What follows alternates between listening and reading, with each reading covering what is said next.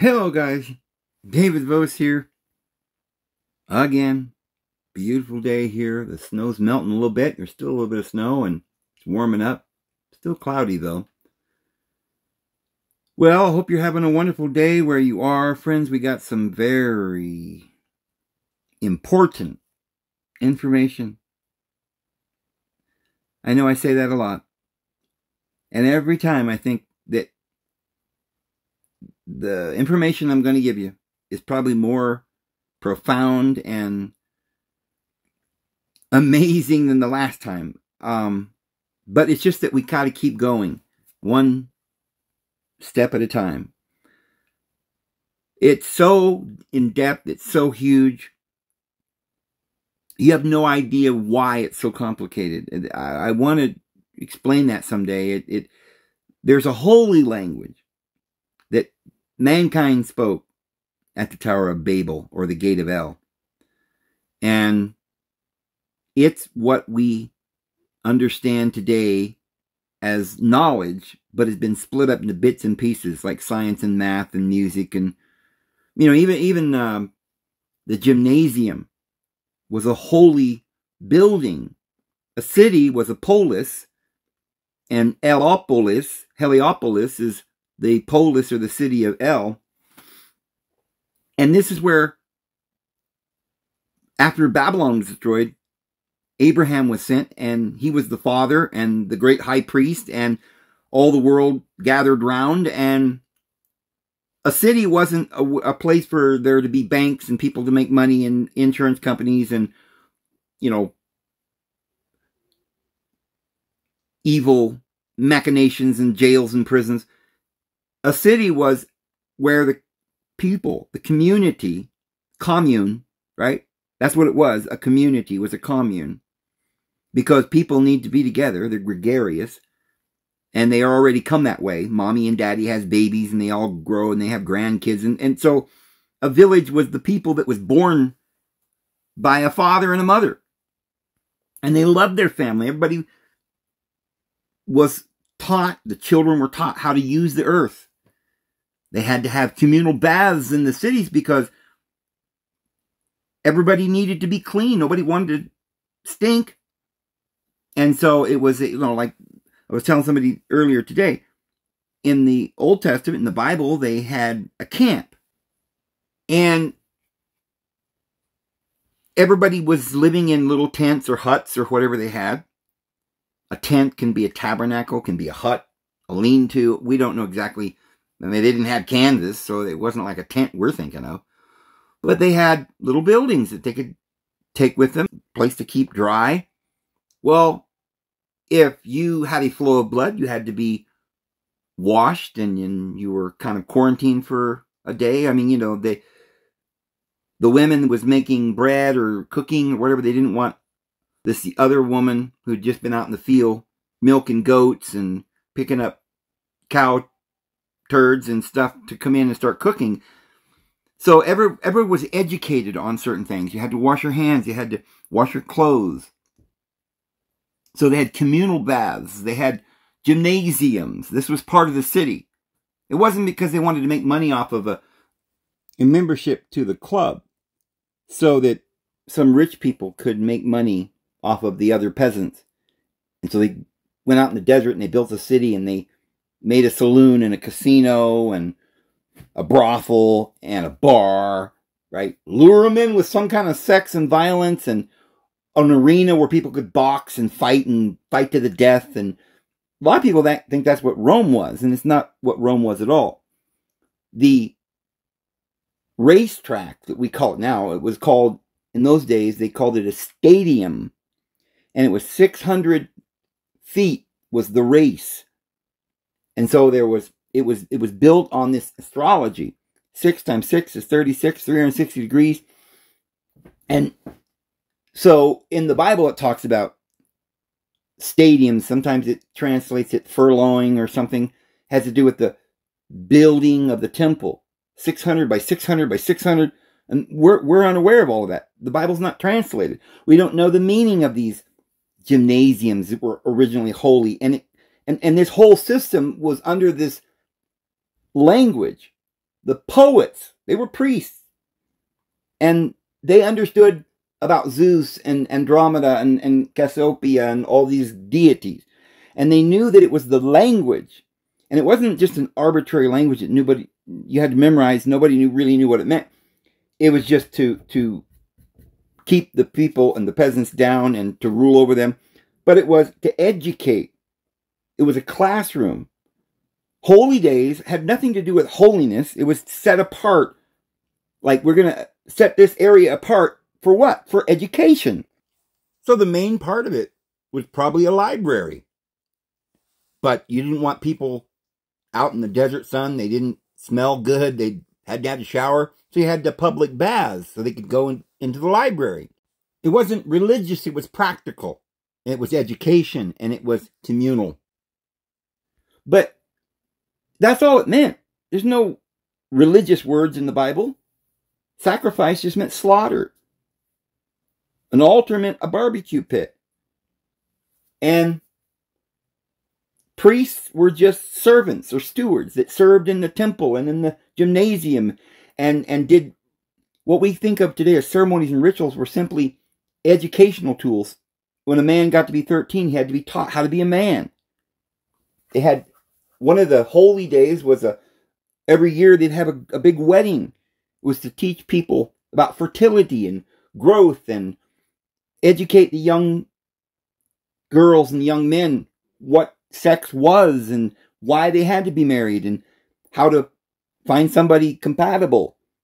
It was a village effort. It wasn't just left up to little kids to be fending for themselves and grow up on their own and watch their parents go to prison and die and be beaten on each other and go into these little crazy things called cults where everybody had their own little fantasy belief and they hated one another for not believing like their fantasy, and you were indoctrinated and made insecure and told all kinds of things like you've got to be holy, and nobody even knew what holy was, and they made people ashamed of their bodies so that they wondered all their life what was so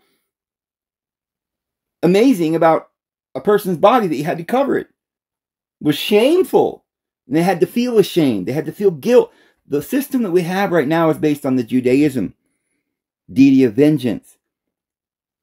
Hate, jealousy. The other sacred religion, or sacred, after Babel fell, it was all, they went, the 72 nations scattered from there. If you look in the Midrash and stuff, even the Judeans talk about how everybody was there together and they all scattered from there. Well, then Abraham went to Egypt, and that was the sacred religion. The hieroglyphs hiero means holy, glyph means writing. It was the holy book. It was the holy writing. It was written in the temple walls, and it was education.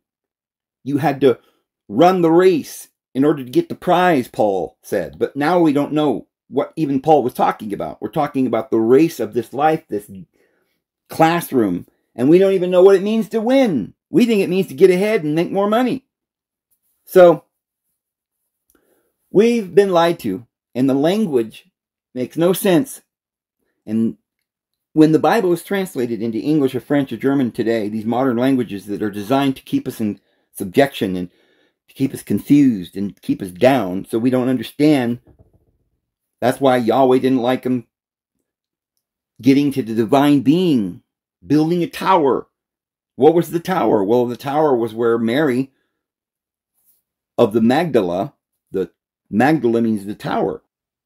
And originally, the great tower where the learning, the libraries to get to the divine being, to advance, to progress, to make life easier, was in Babel, the Tower of El. It was thrown down by Yahweh.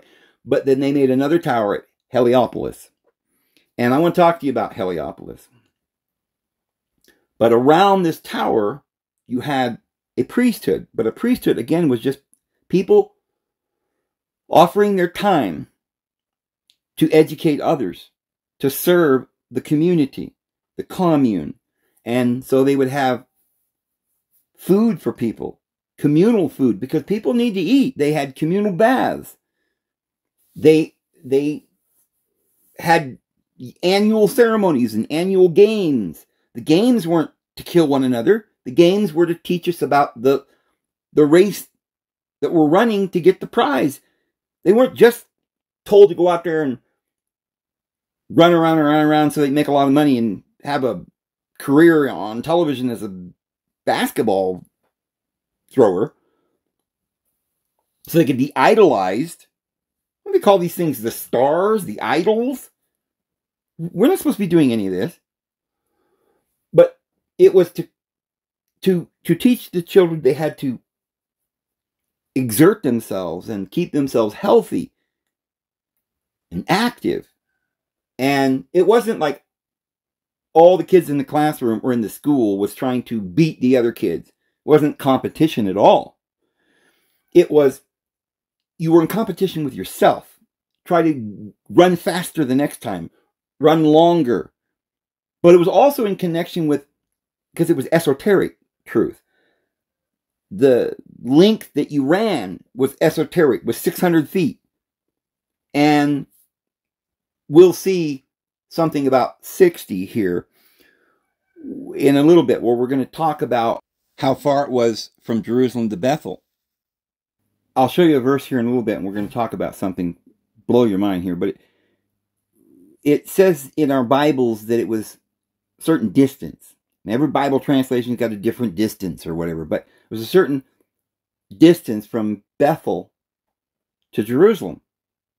Actually, it calls it Emmaus. Remember, the disciples were on the road to Emmaus, and they saw the resurrected Jesus.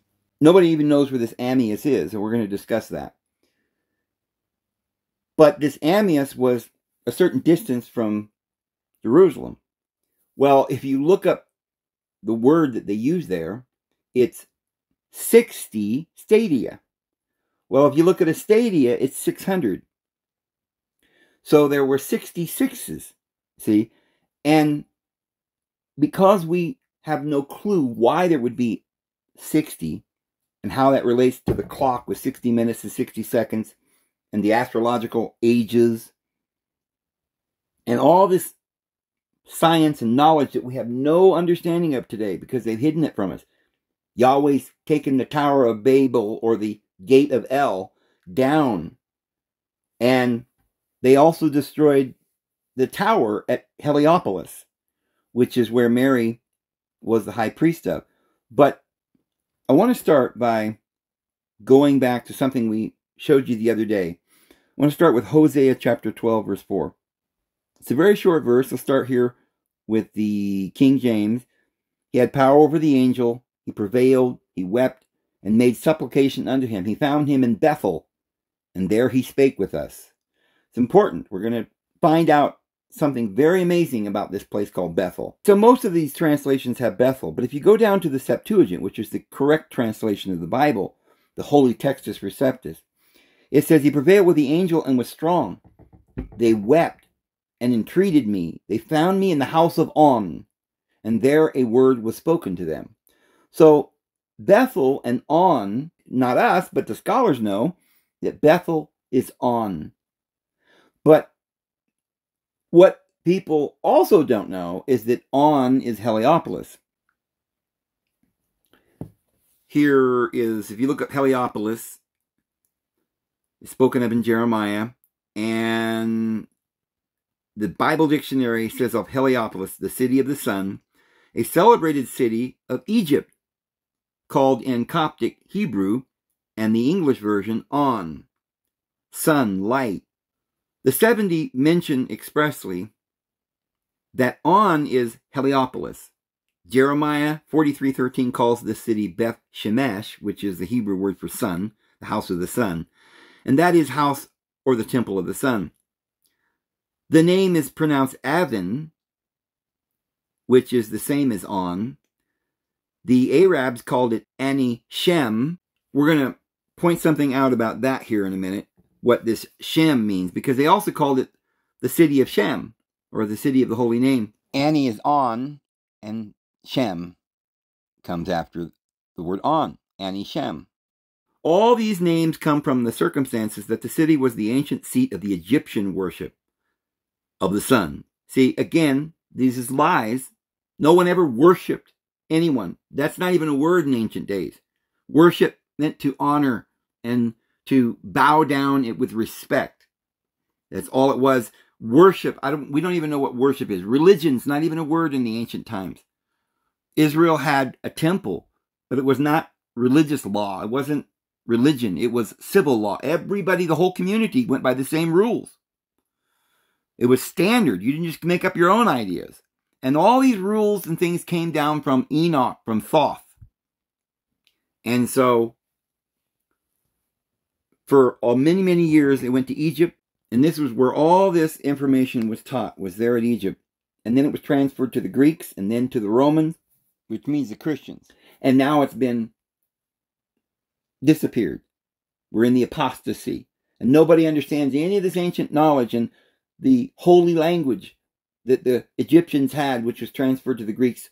And so this is why the Greek language is the language that the Bible is written in today. And we need to read it in that language to understand it, because that language has all these little words. We said, like sin, missing the mark, has to do with astrology. The bull's eye, which is Taurus. And falling down and apostasy, and what these words mean, have to do with running the race and not being able to run it properly, and falling down, or getting turned around, going the other way. That was really bad. We have to keep this in perspective. They were games. You ran the race to get eternal life, but you fell down and you got back up again. You were forgiven. It was just a game. Come on, everybody's going to build up their muscles and everybody's going to succeed. The game is just to practice. We need to practice. That's all it is to get there. So, if they can take the Bible and use different words, and we don't know the meanings of any of these words. We don't know why El has anything to do with Heliopolis, the city of El, or Beth-El, the house of El. Because Opolis is city, and El, with the H, is just El, the city of El. It's the same word, but we're going to show you how these other words relate. Because, see, there was a time when the city was controlled by the Canaanites, and then it was called Luz, which is light. And so it could have come down in various languages as some word for light. But it could also come down something like an orb, because it wasn't just light, it was the light of the sun. So it could be Horeb. And then it could also be high, Anna, heaven, which is where we get the word on. And we'll go through all these different names, but it's important that we understand this. We find out this isn't geography. This is a lesson in esoteric and spiritual learning that we need to attain and progress to the next level to win the race. So now that we know that, we have to go back to Genesis chapter 35, and it talks about Jacob, who comes and builds an altar. And it says, Jacob came to Luz, or Luz, and that is Bethel. Right in the text, it tells you that Luz was actually Bethel. We've also now already found out that Bethel is On, and it's Heliopolis. So Jacob is at Heliopolis, but our Bible says Luz, or Bethel, and so we don't know, because Bethel is in this foreign land, is nowhere near Egypt, up in Palestine, what we call the land of the Philistines. And they have made up all these little places in this land of the Philistines, and they said this was Bethel, or this was Jerusalem, and that's not where Jerusalem and Bethel were. Because as we said, Jerusalem and Bethel were 60 stadium apart. The stadium's only 600 feet. And there were 60 of these, and that's how close they were, Jerusalem and Bethel. So this city was originally owned by the Canaanites, and they called it Luz. And Jacob comes there and names it Beth-El, or the house of El. And it's in the land of Canaan. And it says, there he built an altar and named the site El Bethel, for it was there that deity had revealed himself to him when he was fleeing from his brother. And that's important because, you see, it's where he anointed a rock, and he laid his head on the rock and dreamed that there was a ladder that was going into heaven. The angels were ascending and descending. And he says, I'm going to call this place Bethel, because this is the house of El, of light, of the all. And so that's where Jacob went to find this great revelation. We're going to find in the New Testament where after the resurrection, the disciples were on the road to Emmaus. And some very similar esoteric things are going on here that is showing you that not only is Emmaus, and we can prove this, the same city of Bethel, the same city of Heliopolis, the same city called On, the same city called Luz, or light, or Lucifer, but that is not only the city of Canaan, but the city of the Judeans. Now I want to read you this little article here. It's the city of immortality, Luz. And this is a Hebrew Jewish website. You see the word Bereshit, so they're talking Hebrew here. And this is information from the rabbis and so forth. And it says down here, the rabbis of the Talmudic period turned this once Canaanite city into a legendary city of immortality. Compare Shangri-La. There's that word la, right? El, la, all, el.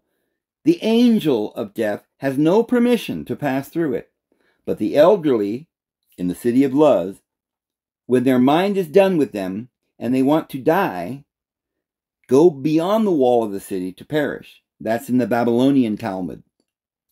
And it says this tradition seems to be related to the etymology of the word Luz, which was used to refer to the nut-shaped bone at the base of the spine. Well, it may have been referring to that bone, but the word is light, Luz. And that bone at the base of the spine was thought to be the indestructible bone of resurrection, the one human bone from which physical resurrection will begin. The biblical city of Luz is also referred to as Kushta, the Aramaic word for truth. So it's not just the city of light, it's the city of truth. So what kind of light are we talking about? Is it an orb? Is it the sun? Is it light? Or is it truth? Enlightenment. Because its inhabitants never lied. So they never died and they never lied, and that rhymes. Never died before their time. Babylonian Talmud. And friends, we're going to find out that originally the people that lived there never died because it was the city of the deities. And Noah was there and Shem was there. And then it became the city of Shem. And so it says, significant connections between Luz and life, death are also found in our chapter immediately after Jacob builds his altar in Luz-Bethel. His mother's nurse, Deborah, who had apparently served as Jacob's beloved nursemaid, died and was buried under the oak below Bethel. So it was named Alon Bakut, Oak of Weeping. In the same chapter, yet another important death befalls Jacob and his extended family. They set out from Bethel, but when they were still some distance short of Ephrath, remember Ephrath is probably Ephraim's daughter. Nobody really knows who this Ephrath is, but it was a city where Rachel gave birth to Benjamin. And she was in labor.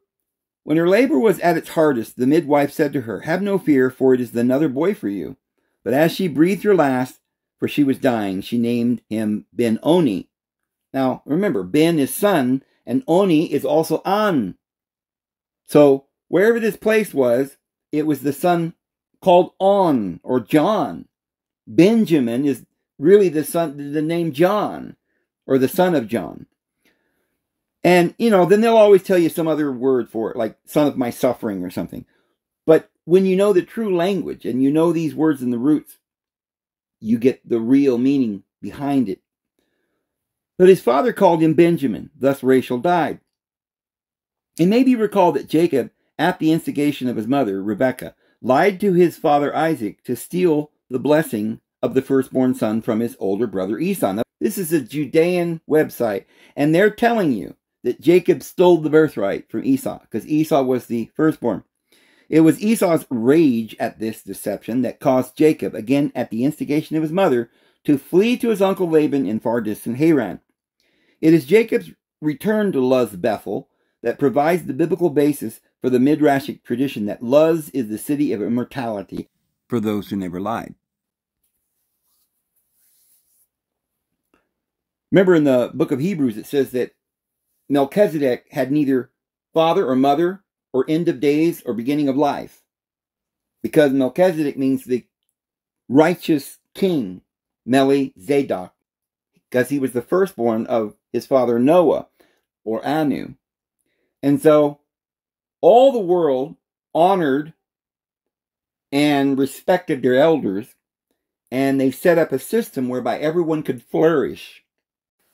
All right, so let's go to Luke chapter 24. Now, this is going to be something that you'll want to know because it's beautiful. It's very beautiful and enlightening to understand this. Luke chapter 24 is on the first day of the week, very early in the morning. That's important. When Jacob went to this well, he met Rachel or Rael after he had fought with Yahweh all night during the darkness. But as soon as the sun came out, Yahweh had to let him go. And Jacob defeated Yahweh by waiting until the day, because Yahweh's not the Lord of the day. When the sun starts to rise, Jesus rises. And Rael, or the rays of El, come over the hill. And the real, true covenant of El, not of Yahweh, is then given to Jacob, and he becomes Israel. So they came unto the sepulchre, bringing the spices which they had prepared, and certain others with them. So it says there were certain others with them, and they found the stone rolled away from the sepulchre. And they entered in, and found not the body of the Lord Jesus. And it came to pass, as they were much perplexed thereabout, behold, two men stood by them in shining garments. They were righteous. They had attained unto the immortal garments, or their immortal bodies. They'd gone through the classroom. And as they were afraid, bowed down their faces to the earth, he said unto them, Why seek ye the living among the dead? He is not here, but he is risen. Remember how he spake unto you when you were yet in Galilee, saying, The Son of Man must be delivered into the hands of sinful men, be crucified on the third day, and rise again. And they remembered his words, and returned from the sepulchre, and told all these things unto the 11, to all the rest. It was Mary Magdalene, Joanna, and Mary, the mother of James, and the other women that were with them, which told these things unto the apostles. And their words seemed to them as idle tales. They believed them not. Then arose Peter, and ran into the sepulchre, and stooping down, he beheld the linen cloths laid by themselves, and departed, wondering in himself at that which was to come to pass. And behold, two of them went that same day to a village called Emmaus, which was from Jerusalem about 80 furlongs. Okay, Emmaus, the first thing they tell you about this Emmaus is it was 80 furlongs. Well, they're hiding all of this information. A furlong is a stadium, and the 80 is 60. So it was 60 600s. And they walked together all of these things which had happened. And they talked together of all these things which had happened. And it came to pass that while they communed together and reasoned, they were communing, Jesus himself drew near and went with them. But their eyes were holden, and they should not know him. Holden? They were being blinded by the angel. You see, there was darkness up until the light. And at the break of dawn, then there's light. And then you can understand. You can't understand until the light comes. And he said unto them, What manner of communications are these that ye have one to another as you walk? Are you sad? Because when you're in the night, and you're struggling, and you're in the winter, and you're on the dark side, yeah, sometimes you feel sad. And you're like, where's my Jesus? Where's my life? Where's my good side? Where's the sunshine? And one of them, whose name was Cleopas, answering said unto him, Art thou only a stranger in Jerusalem, and hast not known the things which are come to pass here in these days? And he said unto them, What things? And they said unto him, Concerning Jesus of Nazareth, which was a prophet, mighty in deed and word before deity and all the people, and how the chief priests and the rulers delivered him up to be condemned to death. See, the law of Moses condemned Jesus, and they have crucified him. But we trusted that it had been he which would have redeemed Israel. And besides all this, today is the third day since these things were done.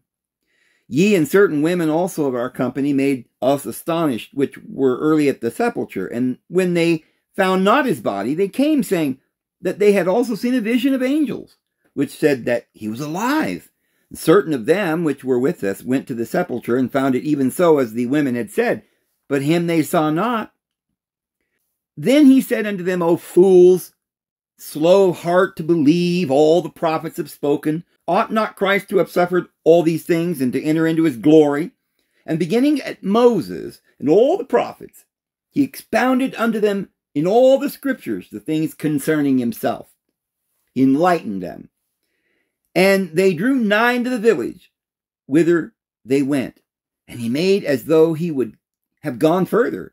But they constrained him, saying, Abide with us, for it is toward evening, and the day is far spent. So they couldn't go at night. They had to go to sleep at night. And the day is far spent. And he went in to tarry with them. And it came to pass, as he sat at meat with them, he took bread, blessed it, and brake it, and gave it to them. And their eyes were opened, and they knew him. And he vanished out of their sight.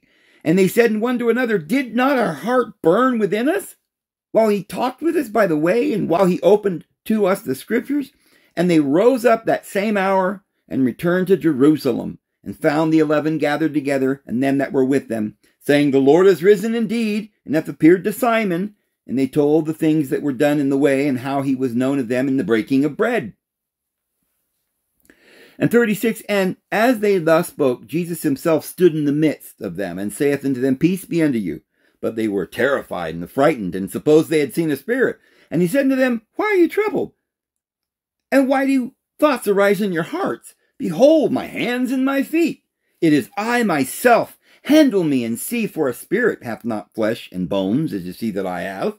And when he had thus spoken, he showed them his hands and his feet. And while they yet believed not for joy, and wondered, he said unto them, Have ye there any meat? And they gave him a piece of broiled fish, and of honeycomb. And he took it, and he did eat it before them. And he said unto them, These are the words which I spake unto you while I was yet with you, that all the things must be fulfilled which were written in the law of Moses, and in the prophets, and in the Psalms concerning me. Then opened he their understanding, that they might understand the scriptures. You see, you can't understand the scriptures unless you're in the daylight, unless you know the spiritual meaning. The letter of the law killeth. Thus it is written, and thus it behooved Christ to suffer and to rise from the dead the third day, and that repentance and remission of sins should be preached in his name among all the nations, beginning at Jerusalem. And ye are witnesses of these things. And behold, I send the promise of my Father upon you. But tarry ye in the city of Jerusalem until ye be endued with power from on high. Now, look at verse 50. And he led them out as far as Bethany, and he lifted up his hands and blessed them. Now, it says he led them as far as Bethany. That is Beth, house, Annie, and the E is the syntax. So it's the house of On. You see, it tells you right there in the verse that they were at the house of On, Heliopolis. In fact, this is where John the Baptist, On, was preaching beyond or somewhere way away from the Jordan in the house of On at Bethany. Lazarus was from Bethany. Mary and Martha was from Bethany. Jesus was baptized at Bethany. And that's Heliopolis. But what about this other place up here? Look at this. In verse 13, what we read, And behold, 2 of them went that same day to a village called Emmaus, which was from Jerusalem about 6,600 feet away, or 60 furlongs. Okay, why are we given this specific distance? Because they want you to know that there are stadiums, each of them 600. And if you go 60 of those, so we're talking about something that's similar to a clock. You have 12 of these houses, and there are 60 minutes in an hour and 60 seconds in a minute. Why? Because remember, the hub, which is the center, Heliopolis, Jerusalem, it's got that vortice cave underneath of it. And remember, we learned that when you go to Jerusalem, you always go up. It's the Zion, the mountain, the apex of all the land masses. And, of course, Cairo, or the Great Pyramid, is the center of all geographical land locations on the earth. So Abraham went to this mountain, and he looked eastward, northward, westward, and southward, and he says, the land that you see, I will give it to thee. All the land, all the way into the Euphrates. I mean, we're talking the whole world. And he said, look west of the Nile, because he was standing on the Great Pyramid. And west of the Nile is Africa. So he said, I'll give you Africa, India, Europe, everything, north, west, east, and south. Now, where he was actually standing there on the Nile, that was in Egypt. So there's a northern Egypt and a southern Egypt. And right at the border between northern and southern, that's the border that we hear about that's between Ephraim and Judah. And that's where Bethel and Jerusalem were. They were just very closely situated in the middle. Bethel at the southern end of the northern, and Jerusalem, which would be at the northern end of the southern. But they're more or less one city. And we'll talk more about exactly why there's two cities in the middle there in the hub. But we have two parts to our whole. And so we have the lower ego and the higher consciousness and the lower consciousness. And they're going to be married. Well, Jesus, as we said before the other day, was also taken by the devil to a pinnacle of the temple. Well, the only way you can have a pinnacle on a temple is a pyramid. And the devil did just like he did Abraham. And he says, look eastward, northward, westward, and southward, and I'll give this all to you. But remember, Abraham was a stranger in this land, and the world wasn't worthy of him. Because later on, El says, I'm going to make your seed like the stars of heaven, not just like the sands of the sea. Yahweh gives them a temporal blessing. El gives them a spiritual blessing. And Jesus turned down the temporal and said, I don't want this kingdom. I'm not going to worship you. Yahweh demands that you worship him. And he's the one who raises up kings and brings them down. And by him, all the kings reign on this earth. And he demands that you worship him. So, even though Abraham, Isaac, and Jacob, on down to Joseph, they were pharaohs, Ammon-Hoseph and Ramses, which is Moses. They were the pharaohs in the northern Egyptian kingdom. In the land of Goshen, it's called in the Bible. They were in that land for over 500 years. Well, when Moses led them out, it says they traveled for 40 years. So they went around and around 360 degrees for 40 years. And 360 times 40 is 14,400.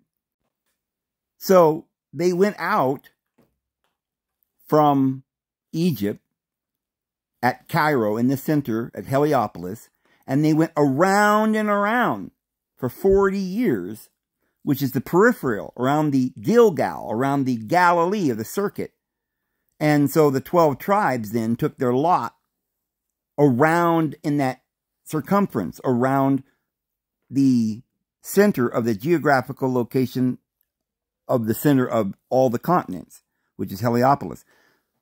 The 12 tribes then each got a lot or a portion around the circumference, the center of which was Jerusalem.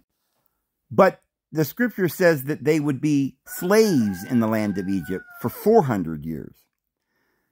They were there for over 500 years, but they were slaves, because remember when they started, Joseph was the Pharaoh. But then there was a a Pharaoh that knew not Joseph. Well, if Joseph's the Pharaoh, who's this other Pharaoh that didn't know Joseph? Well, he was the Pharaoh of the southern kingdom. So this is the Judean kingdom, or the bottom half of the wheel, the flesh. And the flesh doesn't know the spirit. And so they were slaves and servants to that Pharaoh, to the lower ego, for 400 years. And 360 times 400 is 144,000. So as we said, Yahweh demands that we worship him. That lower ego, he thinks he's the only reality. He doesn't know the higher reality, and he demands worship. He's jealous, and that is his name. And why is that a bad thing? He's the Lord? No, he's not. He is vengeance. We don't worship that. We don't want to follow the one whose name is jealous, because that's the material, physical kingdom. But what is this Emmaus that was 60 times 600 feet away from Jerusalem? What is this Emmaus? We click on it, we go to the interlinear, and it tells you, and behold, 2 of them on the day were going to a village being distant stadia 60 from Jerusalem. Stadia is a distance of a race course, the measured length of an ancient foot race, a furlong, a stadion, figuratively the total length distance deity requires each of us to run our race of faith. That is, doing all he measures out to receive full eternal inheritance. We go down here and it says 1, a measure of length comprising 600 Greek feet. So there's your 600. Now let's go back. Stadia, and the next word is 60. So 660 from Jerusalem. Jerusalem. Light and peace.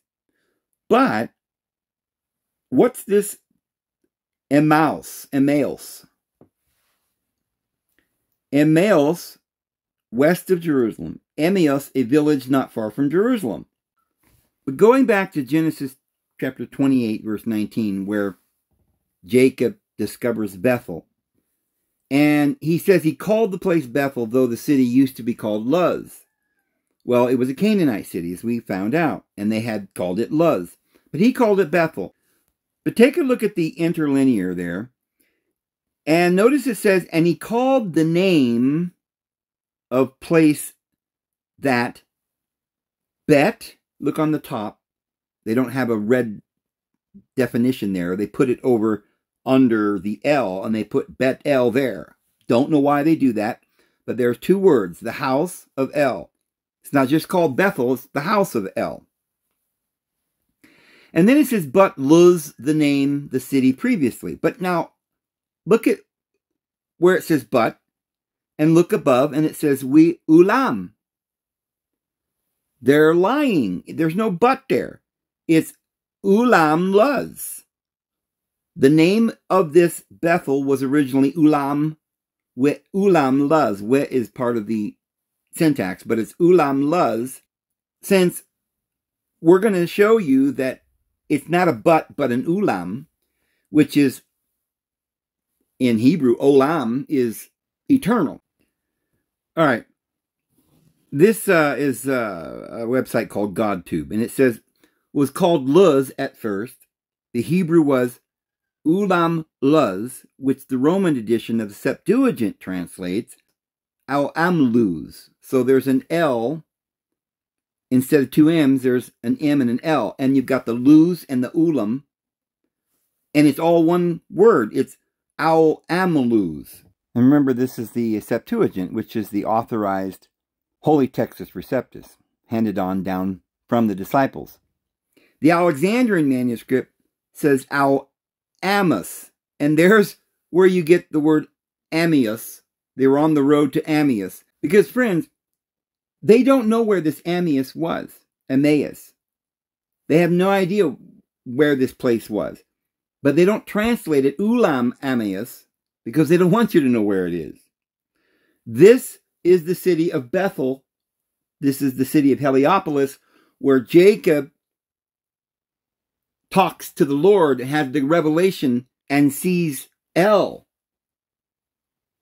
He laid his head down on the rock and had a dream, had the revelation of El. It's also where the disciples meet Jesus and have the revelation that everything is about Jesus, and they're communing with the divine being. And remember, Jesus said, you will see the Son of Man and the angels of deity ascending and descending upon the Son of Man.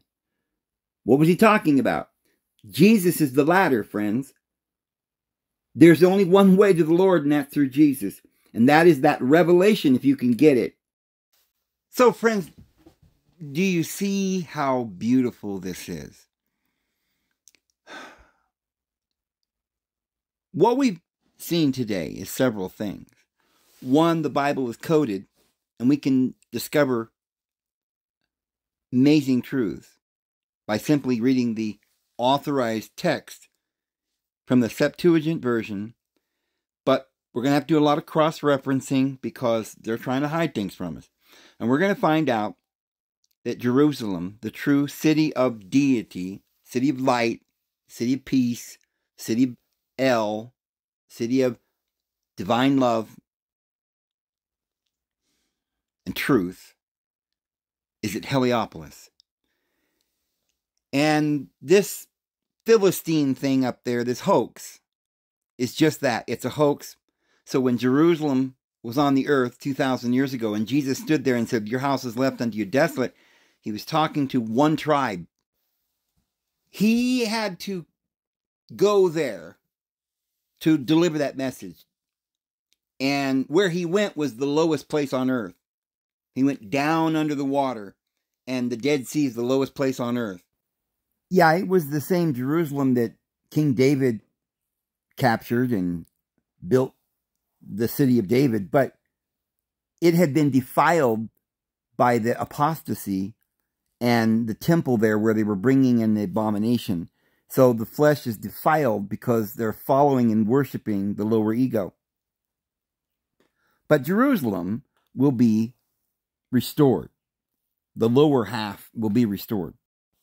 But where Jesus is standing there, he goes to this Herodian temple, Esau's temple, Hagar, that corresponds to the Jerusalem that is now, that's in bondage with her children. And she's got the lower covenant, the other covenant. We've got to redeem that woman. But when Jesus went there, it was a house of vipers and a den of thieves. He said, you vipers, your father's the devil. And he condemned them, and he says, your house is left unto you desolate. But that's not where Jesus was preaching, or John. They were beyond the Jordan Valley, in the wilderness, at the house of Beth-On, or the house of Heliopolis. And that's where Mary Magdalene was, and Martha, and Lazarus. And now it's all coming together. You go up to Jerusalem. That's the top of the mountain. That's in the center. And everything from the center, from the peripheral around the center, is down. Everything else is down compared to Jerusalem or Bethel. And Bethel and Jerusalem were right there together. Anyway, guys, there's lots more we can cover, but I'm going to cut it short here tonight. I've got some things to do, and I got to get this loaded. So may the Lord bless you and keep you, and we'll see you tomorrow. Have a good one.